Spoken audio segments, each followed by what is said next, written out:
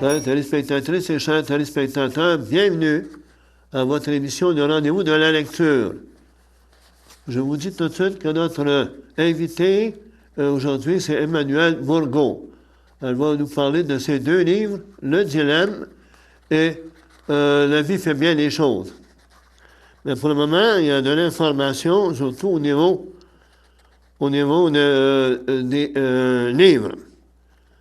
J'ai retenu, encore une fois, je vous dis, si jamais vous lisez des livres que vous aimez et que vous aimeriez qu'on parle en ondes, envoyez-moi un courriel à louismkempton@gmail.com.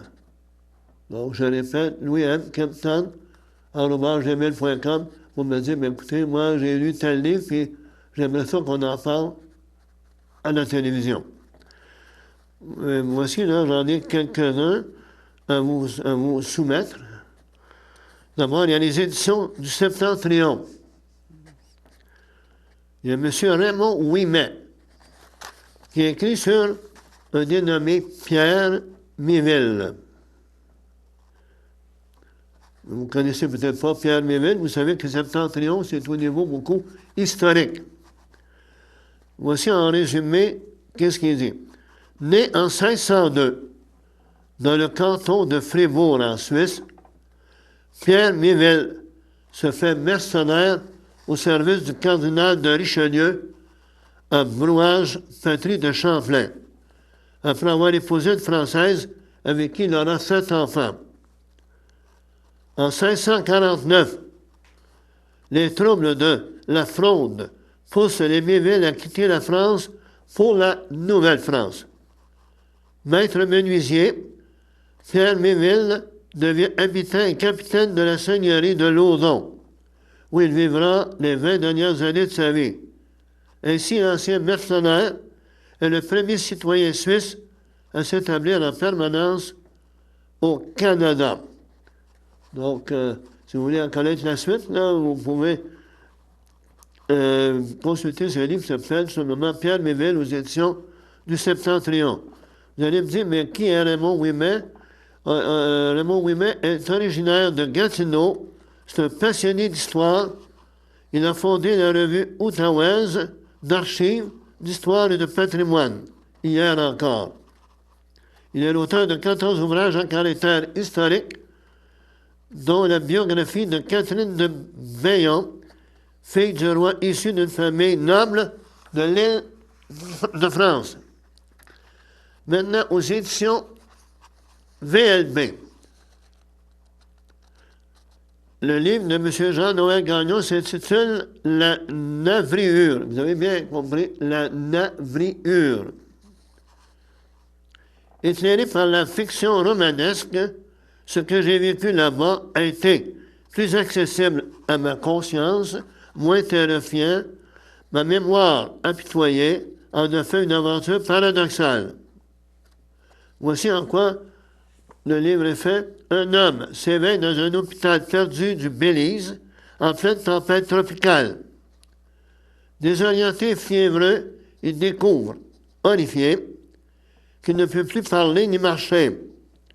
Pris de violentes convulsions, il délire, plongeant et replongeant sans cesse dans les souvenirs de ses frasques, de ses amours, de son enfance. Quand il en émerge, c'est pour observer autour de lui un univers qui n'a plus de sens. Que là, si vous voulez en connaître davantage sur la Navriure, mais vous avez ce qu'il faut. Toujours aux éditions VLB, Les Cachettes. C'est le titre du livre de M. Guy Lalancette. La fois où je n'ai pas été morte dans la neige en plein jour, c'est la fois où j'ai été le plus loin pour me trouver, parce que je n'avais jamais été autant perdu, je pense. Je ne sais pas comment en parler, mais je sais ce que ça fait. C'est comme trop de lumière et que je ne vois plus rien. Je ne peux pas en parler chez moi, ils ne comprendraient pas. Si on voit un peu plus loin, la petite Claude Kerouac, 11 ans, a disparu, mais il faut 48 heures assez proches pour s'en apercevoir. Quand la police est enfin appelée, les agents découvrent une famille chaotique et désunie.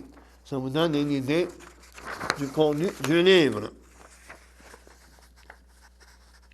Qui est Guy Lalancette? Guy Lalancette est l'auteur des romans Les yeux du père, paru en 2011.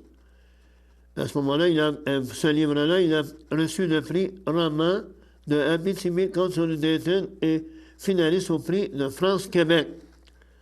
Un amour empoulaillé, 2004, finaliste au prix du gouverneur général et de France-Québec.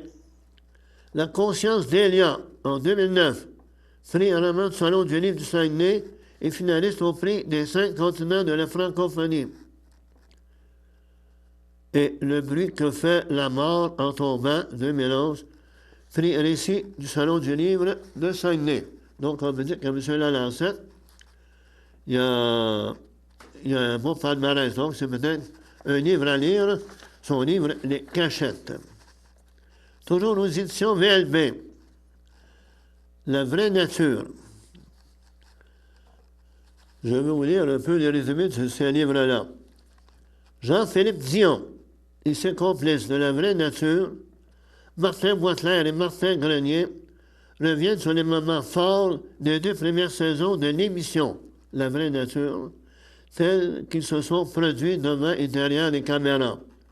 Ils ont fait un livre à l'image d'un week-end au chalet, de la vraie nature, de l'arrivée en barque aux confidences dans la grange, des soupers aux chandelles, aux longues veillées autour du feu. Donc, si vous avez aimé la série La vraie nature, là, dans ce livre-là, vous allez peut-être retrouver un peu de cette atmosphère. Encore une fois, les éditions VLB. Le titre, c'est Les traces de papillon. Là, il y a un nom de l'auteur qui est, on pourrait dire, M. Zang.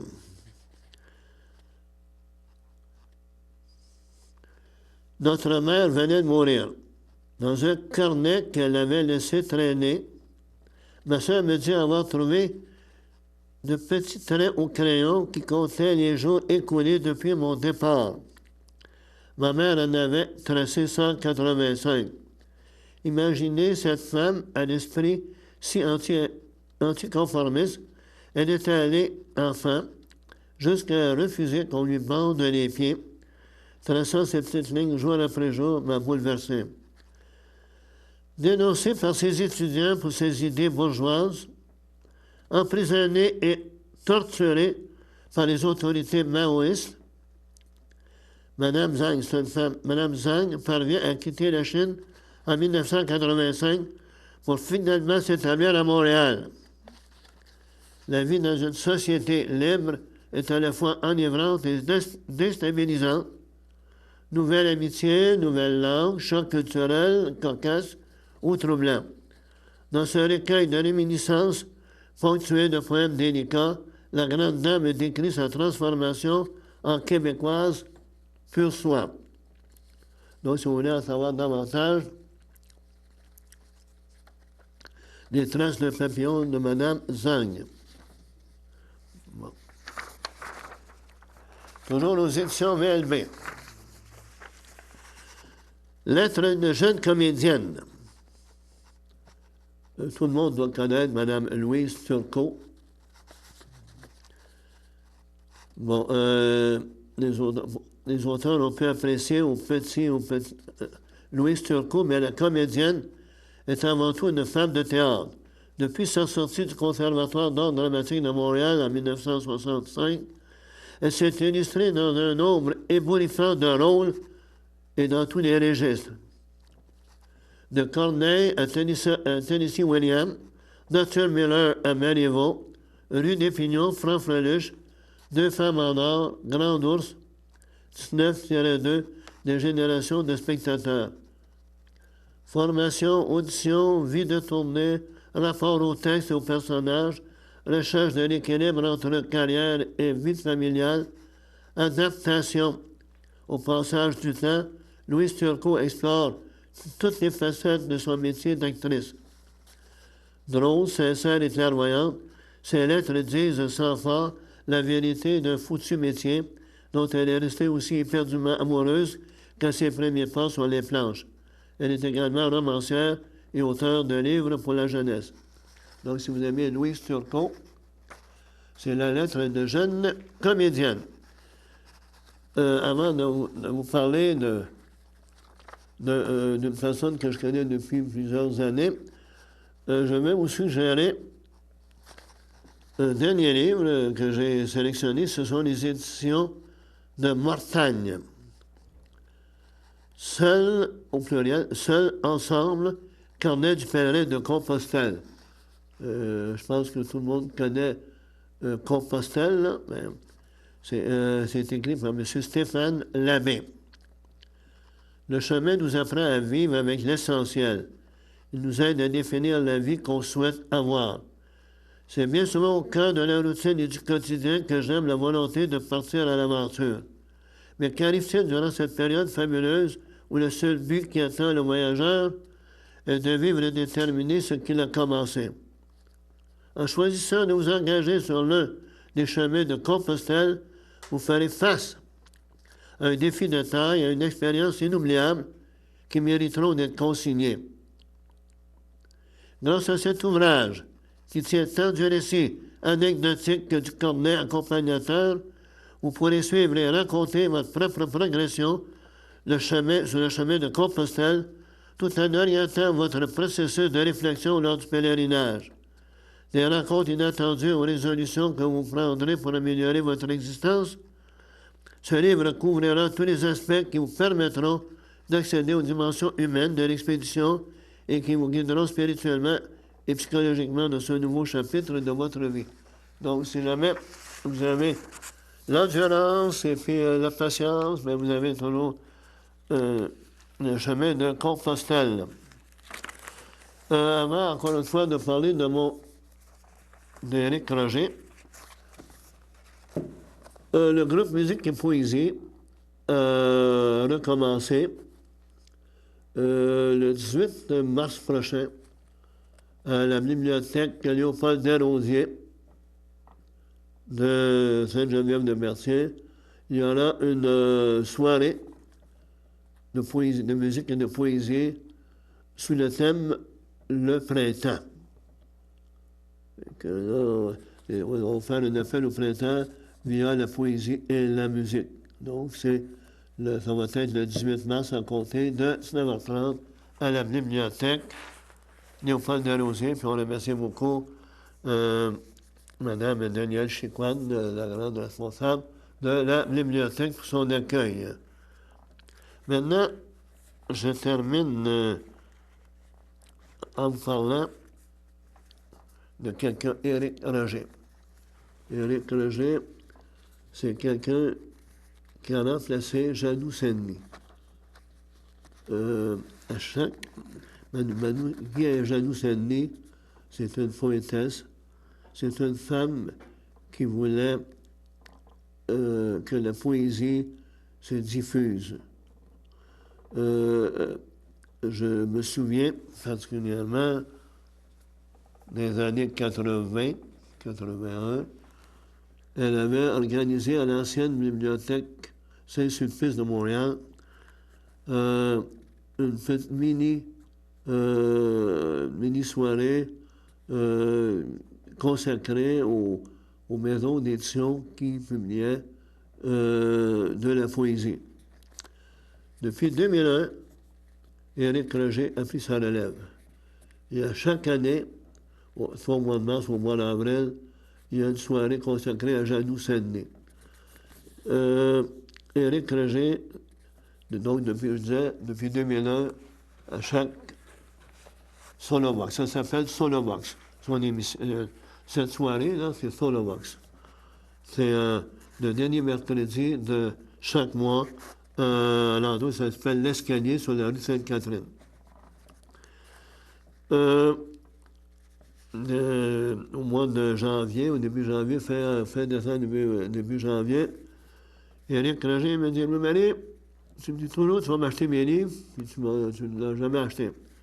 Là, je l'ai pris au mot. Fait que j'ai acheté 3 de ces livres. Dans un premier, c'est Le soleil veut ta peau. Suite. C'est une poésie. Éric Roger est né en 1969 à La Salle. Il est l'auteur de 9 recueils de poésie, dont Le passé en couleur, en 2014, a été publié dans plusieurs anthologies et revues du Québec et d'Europe. Et à ce moment-là, il disait, depuis 16 ans, donc on était en 2017, Éric anime et produit des soirées musique, de poésie musique sur le Vox à l'Escalier. Il a participé au Francophonie de Montréal en 2010, puis il produit plusieurs émissions à la radio CISM, CQUT 5 FM. Bon, dans la vie de tous les jours, Éric est promeneur de chiens dans un hôtel canin à Montréal et s'abandonne à la lecture poétique quand la liberté lui parle dans le blanc des vieux. Ça vous donne une idée du style. Du style de... Je suis à genoux devant toi, ne va pas t'imaginer que c'est pour faire des prières. Le temps triste est une affection que je me donne. Je suis un feu qu'on a oublié d'éteindre. J'ai vu les belles lèvres de Frida Kahlo dans le ciel. Donc, c'est une poésie un peu particulière. C'est son deuxième livre ici. Là, on parlait de 16 ans, on est rendu à 17 ans. Il fait trop beau pour la fin du monde. Je suis l'enfant unique de la solitude. Je suis la fiction téléportée des satellites astro. Donc, il faut quand même, en poésie, il faut, comme on parle de publication épinglée, je jongle avec les rêves. Parfois, je vois des chats qui se prennent pour des singes. La folie ne se soigne pas. Je suis un créateur de sourires. C'est un petit poème où la grange de la forêt est ouverte. Il est venu le temps d'ignorer la peur. Nous mourrons tous un jour ou l'autre. Avec notre solitude égarée, nos véritables amis cracheront sur nos tombes.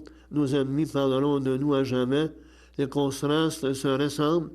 Ils sont les chevaliers de Nostradamus. Je ne m'obstinerai pas avec toi. Les saisons changent, trop d'humeur parfois. Donc, il faut la poésie, comme j'ai dit tout le temps, il ne faut pas la lire trop vite. Et puis finalement, le tout dernier, c'est le milieu en toi. C'est la comédie, les soirées de musique et poésie de Sonovox qu'il anime depuis près de 20 ans. Donc, il va faire 20 ans en 2021. Il a participé à plusieurs événements, dont les Francophonies. On lui doit Le soleil, veut ta peau, il fait trop beau pour la fin du monde. Ça, c'est paru aux éditions TNT. Le milieu en toi est son 12e recueil. Pour prendre un poème, là-dedans, il y a des... Là, je vois qu'il y a une illustration ici. Et puis, on peut dire ici, je tremble pour toi. Touche-moi encore le corps avant que la terre ne se mette à trembler pour nous. J'entends dans la force du vent des cris noyés. Tu as dans les yeux l'étincelle des océans qui ouvre toutes les portes de la perception au-delà du réel, au sommet de l'âme immortelle, là où je suis né. Je soigne ta blessure. Donc, c'est la poésie de Éric Roger. Donc, il faut... je vais, comme personnellement, moi, je vais lire cette poésie-là. Fait que, donc, si jamais, encore une fois, je renouvelle, le 18 novembre, le 18 mars 2020, à la bibliothèque Léopold Desrosiers pour compter de 19h30, une soirée musique et poésie consacrée au printemps. Et puis ici, encore une fois, si vous avez des livres que vous avez lus, que vous avez bien aimés, m'en faire part, puis j'en parlerai dans une future émission. Fait que j'ose espérer que cette émission vous encourage à lire et à faire de la lecture passe-temps créatif. Fait que maintenant, on passe à la deuxième partie de l'émission en accueillant notre invité, Emmanuel Bourgault. À tout à l'heure. Voici une plaque porte-clés des amputés de cœur. Quand vous utilisez une plaque porte-clés, vous protégez vos clés. Si vous les perdez, la personne qui les trouvera pourra appeler au numéro au dos de la plaque. Ou les déposer dans une boîte aux lettres. Puis, les amputés de guerre vous retourneront vos clés. Gratuitement! Commandez vos plaques porte-clés aujourd'hui à amputédeguerre.ca. Et améliorer la vie des personnes amputées comme moi. Merci.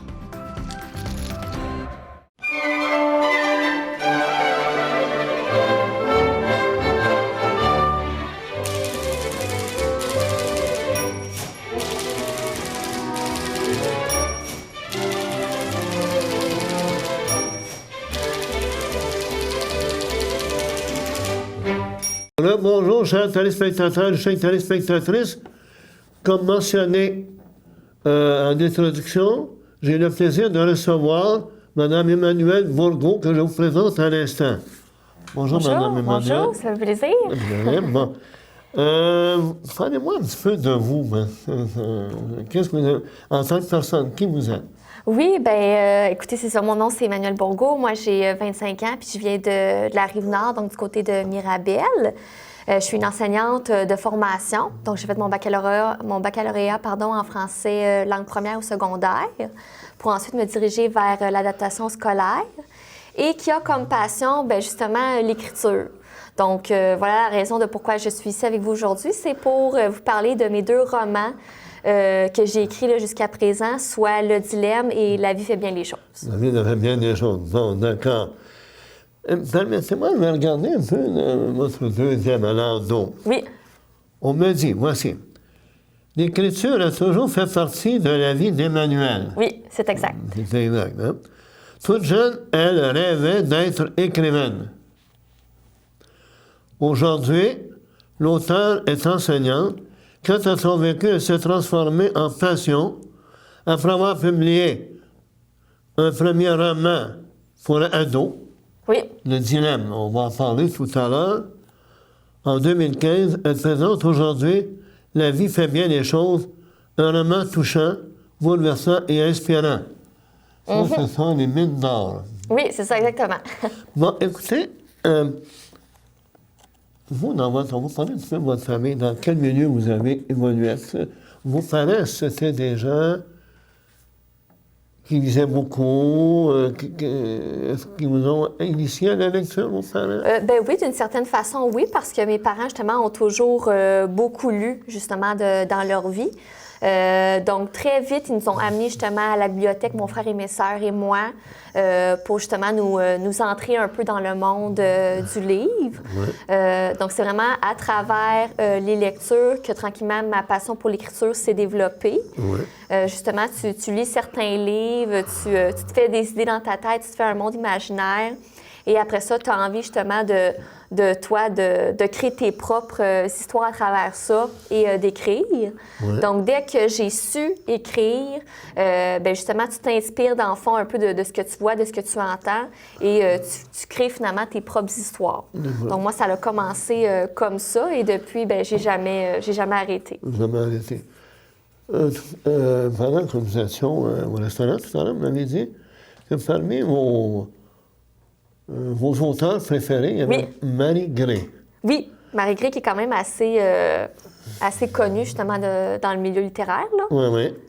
Et donc, ça a été une de vos auteurs préférés qui a continué de l'être. Oui, tout à fait. Donc, pourquoi c'est mon auteur préféré? C'est vraiment parce que, elle aborde beaucoup justement de sujets qui sont quand même tabous dans la société. Donc, entre autres, justement, la sexualité. Donc, je trouve qu'elle aborde ce sujet-là un petit peu de façon humoristique, de façon justement romancier dans ses romans. Donc, c'est ce qui me rejoint, c'est vraiment qu'elle réussit à parler de différents sujets qu'on n'oserait pas parler nécessairement dans la vraie vie, mais tout en le faisant, c'est ça, de façon plus dédramatisante, disons. Plus décontractée un petit peu. De façon plus décontractée. Oui, c'est ça, exactement, oui. Écoutez, bon... Là, on va parler un peu de Dilemme. Oui, mon premier livre. Premier livre. Qu'est-ce qui vous a inspiré c'est ça, j'ai quand même commencé, moi, à écrire ce livre-là. J'avais 14 ans. Fait que je vous dirais que de revenir justement, là j'ai 25 ans, fait que revenir 11 ans en arrière, là, je vous dirais que sur le coup, qu'est-ce qui m'a inspirée? Honnêtement, je m'en rappelle plus. Probablement que c'est, comme je vous le disais, là, avec ce que je voyais à la télé ou ce que je voyais un peu dans mon entourage qui probablement m'ont inspirée. Donc, c'est ça, je peux pas vraiment répondre à la question, mais quand j'écris, c'est pas mal comme ça, en fait, que mon idée arrive. C'est que je vais m'inspirer de choses que je vois, que j'entends ou qui même se déroulent dans ma propre vie personnelle. Et donc, je commence mon histoire avec ces idées-là pour ensuite, justement, là, romancer un petit peu puis inventer, justement, là, une histoire par la suite. Une histoire par la suite. Bon. Là, on va parler un petit peu de l'aspect. Bon, vous êtes écrivaine. On va parler tout à l'heure peut-être de l'aspect enseignante. Là, Oui. Mais pour le moment, on va parler. Vous, là, quand vous décidez, est-ce qu'il y a une idée, comment ça vous vient? Est-ce que vous dites, bon, aujourd'hui, là, j'ai le goût d'écrire? Est-ce que ça vous arrive, Manu? Bien, en fait, ça ne se vient pas, non, automatiquement comme ça. Souvent, c'est, comme je le disais, il s'est passé quelque chose dans ma journée où j'ai entendu quelque chose que là, je me dis, OK, bien ça, je pourrais peut-être l'écrire dans mon histoire. Fait que souvent, justement, je vais me le prendre en note pour ne pas l'oublier. Et là, quand j'ai du temps pour moi, bien là, c'est là que, justement, je m'en vais écrire. Fait que je me mets pas devant mon ordi à me questionner, bon, OK, bien là, qu'est-ce que je devrais écrire? Parce que là, c'est là où, finalement, le syndrome de la page blanche arrive. Non, mais par contre, à partir de vos notes, à partir des notes que vous avez prises, là, tranquillement, il y a quelque chose qui se forme. Oui, c'est ça, exactement. Et puis là, vous dites, bien là, on va au moins prendre au moins quelques phrases, peut-être quelques pages sur l'ordinateur. Oui. Puis des fois, parce que moi, j'écris souvent, en fait, le soir. Puis des fois, on est tellement inspiré que on s'arrête pas d'écrire, on écrit. Puis là, on voit le temps passer, puis on se dit, OK, là, il faudrait que j'aille me coucher. Là, il y a 23 heures, il y a le temps d'aller se coucher. c'est ça. Fait que dans ce temps-là, même chose, quand je sais que je vais en écrire plus, je me dis où je suis rendue. Je m'écris, même chose, l'idée que je voudrais poursuivre par la suite. Comme ça, je l'oublie pas, puis je peux y revenir un petit peu plus tard. On va regarder, il est temps de me coucher, mais là, j'ai une idée. Je vais l'écrire là-dessus. Fait que demain ou après-demain, quand je vais être disponible, c'est ça, exactement. Je vais partir de là. Mais c'est une bonne façon de faire de les gens. Là, disons que dilemme, ça explique quoi? Donnez-nous à peu près un aperçu du contenu de dilemme. Oui, bien en fait, c'est ça. C'est un premier livre là, que j'ai publié à la fin 2015, qui s'adressait vraiment plus pour les adolescents là, et même jeunes adultes. Fait que c'est l'histoire d'une jeune universitaire qui, elle, dans le fond, recherche l'homme parfait. Elle recherche vraiment l'idéal aussi de la famille, donc l'homme parfait pour elle, le papa parfait pour ses enfants également. Donc, elle recherche vraiment, finalement, le prince charmant, comme on peut dire. Oui.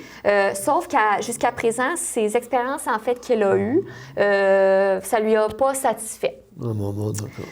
Donc, c'est ça, elle tente, c'est ça, à plusieurs reprises de rencontrer des gens. Et là, à chaque fois, il y a quelque chose qui ne marche pas. Donc, elle se dit, bien, pourquoi pas m'inscrire sur un site de rencontre?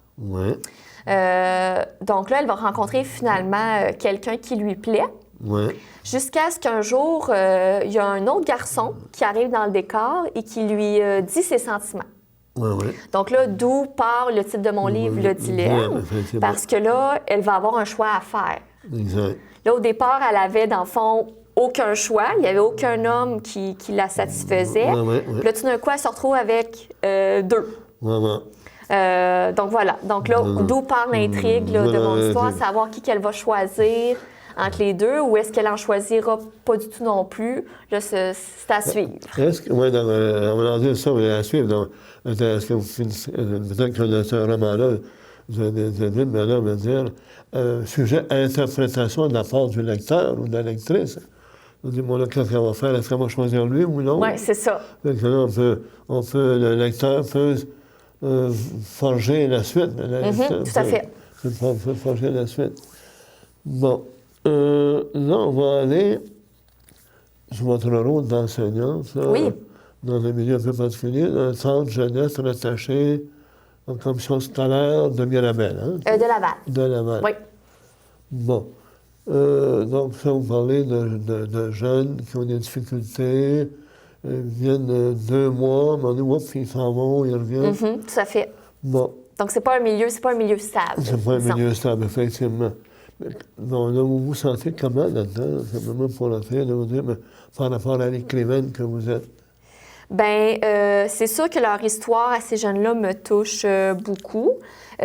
Pour faire un lien justement avec mon deuxième livre, bien, puisque c'est des jeunes qui vivent justement des difficultés là, académiques ou des difficultés plus au niveau comportemental ou personnel, bien, moi, j'aime travailler dans le fond avec cette clientèle-là pour leur montrer que malgré les difficultés qu'ils vivent, bien, il y a toujours moyen à un moment donné de trouver du beau à travers ça. Il y a toujours un moyen de voir la lumière finalement au bout du tunnel.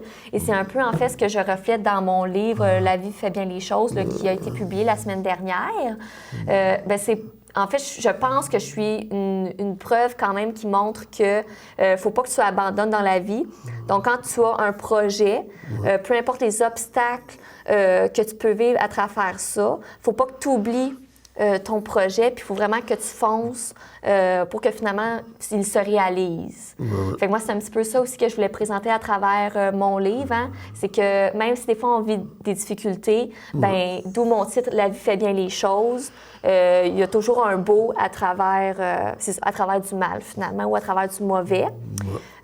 Donc, c'est ce que je veux apprendre présentement à mes jeunes, c'est vraiment à persévérer, même si c'est pas toujours facile. Donc, voilà. J'ai l'impression que, maintenant, vous me dites, c'est qu'une fois que vous allez avoir le livre, est-ce que vous allez proposer votre livre à ces gens-là? Vous dites, écoute, là, mais ce que tu vis, là, la vie fait toujours bien les choses. Est-ce que vous allez en parler à vos... Bien, je pourrais en parler, oui, brièvement, mais mon deuxième livre, là, c'est une clientèle vraiment plus pour les adultes. Pour les adultes. Donc, je pense pas que c'est un livre là, que nécessairement mes jeunes, ça les rejoindrait. Ah, bon. Mais c'est sûr que je vais leur présenter en leur montrant justement, regarde, ben, un peu en fait, comme je vous ai dit, là, il y a toujours la lumière au bout du tunnel. Toi, garde-toi, c'est ça ton objectif dans la vie. OK, bien maintenant, qu'est-ce que tu vas faire pour essayer de le réaliser finalement? Ah, bon. Mais pour en revenir à mon premier livre, là, présentement, mes jeunes le lisent. Ah, bon. Parce que vu que c'est, comme je vous le disais, un livre qui rejoint plus les jeunes, bien là, je voulais justement qu'ils puissent le lire pour avoir évidemment leur opinion, mais faire un travail aussi académique là, en lien avec ce livre-là. Ah, mais bravo. Merci. Bon, mais le dilemme, là, vous dites, là, vous m'avez dit tout à l'heure, vous laissez un peu aux gens de deviner la suite. Oui. Est-ce que vous avez décidé de faire une suite à ça? J'y avais pensé, puis j'avais déjà commencé en fait à écrire la suite, mais moi je suis pas le genre de personne qui va se dépêcher justement à écrire et à terminer son roman au plus vite. Là, des fois, j'ai besoin de prendre une pause, de prendre un certain recul pour remettre mes idées en place. Donc, c'est quelques années plus tard que je suis revenue à cette suite-là. Puis en la lisant, finalement, j'aimais plus ce que j'avais écrit. Ah bon? Puis je savais plus vraiment comment rendre ça plus intéressant. Fait que pour l'instant, la suite, bien, je l'ai mis de côté. Vous l'avez mis de côté. Pour justement partir là, sur des sujets différents. Je vais faire un petit résumé à l'endos. C'est marqué « Commençons par Emma, une jeune femme de 18 ans qui vit son premier amour. Un premier amour, tout le monde s'en rappelle, ça ne s'oublie pas. Comment Emma vivra-t-elle cette relation? Son idée de l'amour restera-t-elle la même? » Donc, ça nous donne un peu un aperçu. Donc, c'est 3 femmes, d'après ce que je peux voir. Là, je vois... Bien, c'est 3 mini-histoires, en fait. 3 mini-histoires, parce que... Ah bon. Ensuite vient Marie et Jonathan, un couple, parle de 4 enfants. Ah, mais donc, ça peut être, finalement, comme vous dites, à suivre. Oui, c'est ça.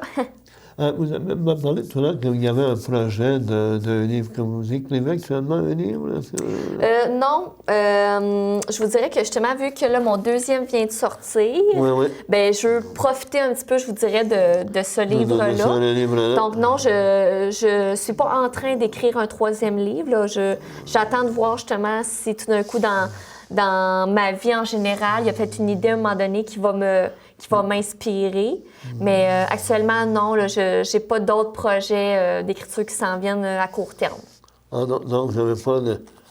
J'ose espérer que la flamme peut-être va revenir là, à ce moment-là. Bien, non, c'est sûr que je ne perdrai pas, je pense, cette flamme-là. Là. Moi, je pense que quand l'écriture est en nous, elle reste tout le temps. Mais tu sais, je pense qu'on peut continuer d'écrire sans nécessairement publier aussi. Non, d'accord, il y a ça. Mais je donne un autre exemple. Donc, vous allez quand même lire, vous continuez quand même beaucoup à lire. Oui, bien, c'est sûr que je ne vous cacherai pas hein, qu'avec le travail, avec la vie de famille aussi, des fois, c'est plus difficile de se trouver du temps pour lire. Fait que je vous dirais que mon temps, je vais le consacrer plus à lire l'été. Vu que justement, là, je ne travaille pas l'été. Hein, les enseignants ont deux mois de congé. C'est vraiment dans cette période-là que je vais plus lire. Mais c'est sûr qu'un peu comme l'écriture, la lecture, pour moi, ça ne se perd pas, non. Ça ne se perd pas, non. Il reste quand même un peu, si vous n'avez pas de projet immédiat d'écriture, vous continuez à prendre des notes à un moment donné. Oui, tout à fait. Quand vous avez une idée, vous le prenez, vous le mettez à un endroit très spécifique chez vous. Puis éventuellement, quand ça viendra, de la lecture ou autrement, vous dites, bien là, oui, c'est vrai, j'ai ça dans mon bureau, donc là, ça peut repartir. Oui, tout à fait. Puis des fois aussi, on a des idées. Puis moi, je sais que dans mon cas, j'aime ça écrire des choses qui sont réalistes. Fait que c'est un autre gros travail aussi quand on écrit un livre, c'est, OK, comment tu vas faire pour rendre ça le plus réaliste possible, tout en, justement, en romançant, je ne sais pas si ça se dit, mais en essayant d'inventer un peu à travers ça. D'inventer, bon, d'accord. Votre premier livre a été édité par Première Chance, par Apothéose. Et le deuxième, c'est quand même, ce qui est assez intéressant, c'est les éditions Mine-d'Or. Oui. Ici, à Baie-Séville, avec Jean-Pierre Veillet. Oui. Comment avez-vous connu Jean-Pierre Veillet? En fait, moi, c'est en faisant mes recherches un peu sur Internet, en regardant à quelle maison d'édition que je pourrais postuler, que finalement, c'est ça, j'ai découvert la maison d'édition, pas Première Chance, mais Mine-d'Or. Et finalement, j'ai décidé, moi, de faire affaire avec cette maison d'édition-là, parce que j'aimais beaucoup, justement, les valeurs que, justement, Jean-Pierre Veillet apportait, finalement. Donc, il était vraiment à l'écoute des auteurs. Justement, il fait la promotion des auteurs, des livres. Je trouve qu'il est un autre exemple, justement, de belle persévérance, parce que lui est auteur aussi également. Exactement, Fait que c'est que c'est pas nécessairement un métier non plus où l'écriture, c'est nécessairement facile aussi de vivre de ça. Exact. Donc, c'est ça, je trouve qu'il est une belle inspiration pour justement les jeunes auteurs comme moi, là, à poursuivre finalement leur rêve. Donc, même que là, vous parlez que vous êtes pas mal occupé, vous êtes la mère d'un enfant de 16 mois. Oui, tout à fait, c'est ça, encore un petit bébé. Fait que c'est assez difficile parce qu'on sait que Jean-Pierre Veillet, lui, il court les salons du livre. Oui. Vous, donc, de par votre fonction, ça va être assez difficile de dire, ben là, je vais aller au Salon du livre, soit de Montréal ou de Trois-Rivières. Bien, je vous dirais que le Salon du livre, entre autres de Montréal, justement, ce sont dans mes plans. Fait que oui, c'est sûr que j'ai une vie assez mouvementée, mais comme je vous disais, l'écriture fait partie de ma vie. Donc, c'est sûr que quand il y a des opportunités comme ça qui vont s'offrir à moi, je vais essayer le plus possible, oui, justement, de les prendre en main, finalement, là, pour essayer de me faire connaître. D'accord. Ça, c'est quand même bien. Ensuite, écoutez, il y avait là, j'ai perdu j'avais une question. Ça m'aide des fois d'en oublier au passage.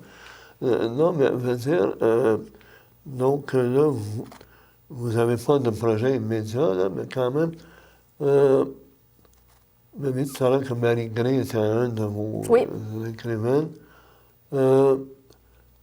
Est-ce que vous êtes quand même, disons, Vous, la poésie, c'est moins ça, vous connaissez moins ça, la poésie.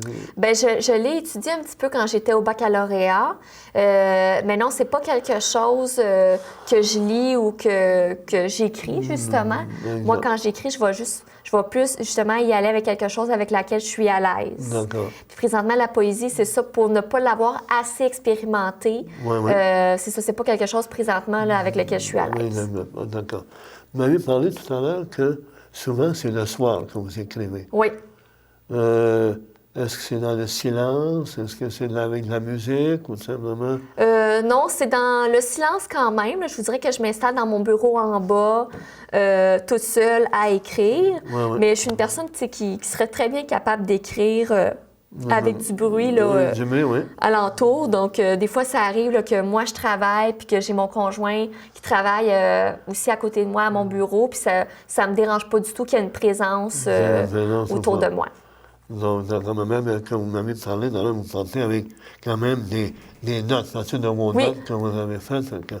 À ce moment-là, comme vous dites, ça évite la peur de la page blanche. C'est ça. La feuille blanche, parce que là, vous avez déjà une idée. Oui. Une idée qui est déjà là, qui s'agit seulement, qui demande qu'à se transformer, là, à devenir réalité là, en écrivant. Est-ce qu'il y a quelqu'un qui revise vos textes ou qui lit vos textes? Oui, bien dans le fond, moi, avant finalement de présenter mon livre à des maisons d'édition, je le fais lire justement à une de mes connaissances qui, dans le fond, c'est ça, son métier, elle, dans la vie, c'est de corriger des livres. Donc, c'est sûr que je vais lui présenter à elle pour savoir finalement qu'est-ce qu'elle en pense et si ça mérite d'être publié. Donc, à travers ses commentaires, bien, c'est là où, justement, j'améliore mon livre, je le peaufine pour qu'il soit vraiment, là, finalement, au-delà de mes espérances, au-delà des espérances des maisons d'édition. Et donc, c'est à ce moment-là qu'après ça, justement, je l'envoie à des maisons d'édition. Mais c'est la seule personne qui lit mon roman avant les autres. Donc, même mes proches lisent le livre seulement quand il est publié. Quand il est publié. Oui. Alors, justement, vous avez eu votre père, votre mère, quand Dilemme est paru. Est-ce qu'ils l'ont lu? Oui, ils l'ont lu. Puis c'est sûr que, comme je le disais, c'était un livre qui était vraiment plus dédié pour les adolescents. Donc, c'est sûr qu'en tant qu'adulte, en tant que parent, ça les a pas touchés. C'est ça, ça les a pas nécessairement touchés, mais il était content justement du travail que vous avez fait. Que j'avais fait, puis il aimait beaucoup mon style d'écriture aussi. Est-ce que les premiers exemplaires du livre, vous allez parler que le livre vient de paraître, là? Est-ce que les exemplaires de ce livre-là, est-ce que vos parents l'ont déjà reçu? Oui, bien, ils l'ont déjà reçu, mais ils ne l'ont pas encore lu. Fait que c'est ça. Fait que j'attends là, justement d'avoir l'opinion un peu de tout le monde, à savoir qu'est-ce qu'ils en ont pensé. Bon, en tout cas, écoutez, moi, tout ce que... J'ai 22 minutes, écoutez, ça passait extrêmement vite. Moi, c'est que moi, j'aimerais que vous puissiez avoir un projet d'écriture, parce que la vie fait bien les choses, puis quand même, étant donné que c'est les éditions, les médias, on est sûr de la qualité. Fait que, moi, ce que je trouve que je peux vous suggérer, c'est, je sais qu'avec mère d'un enfant de 16 mois, le travail que vous faites, là, quand même, il va tirer du jus quand même assez. Oui. Des fois, parce que là, vous n'avez pas affaire à des jeunes qui sont gentils, puis qui s'assoient, puis vous êtes sûr de l'avoir toute l'année. Dans 2 mois, il n'est plus là. Il passe 2 mois, il revient. Ça veut dire qu'il faut que vous soyez patient. Oui, c'est une qualité, effectivement, à avoir. À avoir. Ben, comme je vous dis, est-ce que ça, éventuellement, ce que vous vivez là, avec ces jeunes-là, est-ce que vous allez me dire, mais moi, là, aujourd'hui, là, il y a un de ces jeunes-là qui m'a... il y a eu un événement qui a fait en sorte... Là, ça, je vais noter ça. Peu importe si le livre paraît dans 2 ans, mais au moins, est-ce que vous prenez des notes à un moment donné? Bien, présentement, non. Mais tu sais, rien n'est impossible. Peut-être que justement, il va arriver, comme vous dites, un événement qui fait que ça pourrait m'inspirer pour un futur roman. Mais moi, j'écris un roman aussi parce que je veux présenter une certaine intrigue. Donc, oui, peut-être qu'une idée comme ça pourrait amener à un futur roman, mais là, il faudrait juste que je trouve justement une certaine intrigue à développer avec ça. Et c'est ça que je trouve que dans le métier d'écrivain n'est pas nécessairement évident. Bon, ça, je suis d'accord avec vous. Écoutez, moi, chers téléspectateurs, chères téléspectatrices, je crois qu'il y en a 2 livres à se procurer. Dilemme, Oui. d'Émile Bourgault, et La vie fait bien les choses. En découvrant quelqu'un de bien label, qui se fait publier par 2 maisons d'édition de la région. Parce que, première chance, ça relève un peu de l'apothéose, située à la Norette, et puis la mine d'or de Berthierville avec Jean-Pierre Veillet.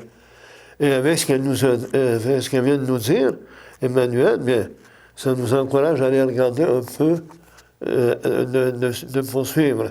Comme ici, là, dans ce livre-là, La vie fait bien les choses, on dit « Enfin, voici Anne, Sophie et Tommy, un couple nouvellement marié et sans enfants. Le mariage reste toujours un conte de fées comme on le rêve. Ce couple saurait-il surmonter certains obstacles rencontrés en cours de route? » Ça me semble quelque chose de ce qui fait intéressant là-dedans, c'est à partir de ce que les gens peuvent vivre. Hein? Oui, c'est ça, exactement. C'est basé sur, des choses qui sont un peu sur des romancées, faits réels, finalement. Fait qu'à un moment donné, les gens peuvent peut-être se reconnaître là-dedans. Oui, c'est ça, exactement. Bien, c'est un petit peu ça aussi le but, finalement, de mon livre. Puis là, si les gens, justement, veulent se le procurer, ils peuvent directement aller sur le site des éditions Mine d'Or.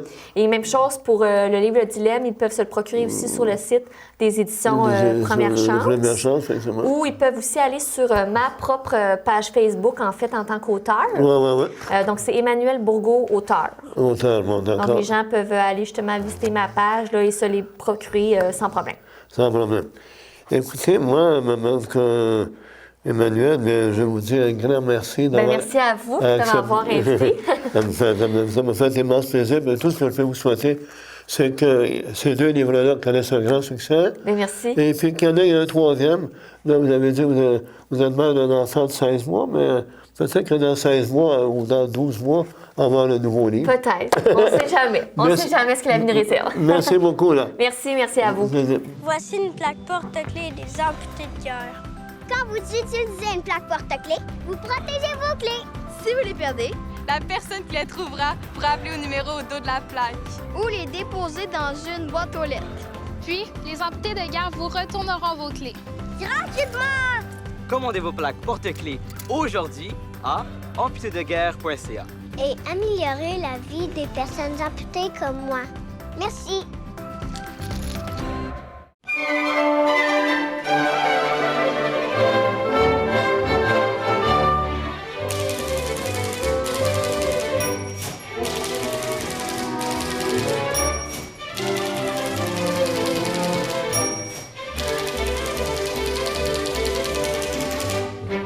Téléspectateurs, chers téléspectatrices, votre émission tire à sa fin. Je tiens donc à remercier de tout cœur Mme Emmanuelle Bourgault d'avoir accepté notre invitation. Et puis encore une fois, il faudrait peut-être se procurer ces 2 livres, Le Dilemme et La vie fait bien les choses. On la remercie beaucoup d'avoir accepté notre invitation, puis on lui souhaite le plus grand succès qui soit. Je remercie également CTRB de nous donner l'occasion de présenter cette émission. Et je remercie en particulier notre technicien, M. Michael Chevrette. Et bien encore une fois, si vous avez des idées de lecture, bien, faites-moi part à louis-m.kempton@gmail.com. Et puis, au mois prochain. Merci beaucoup.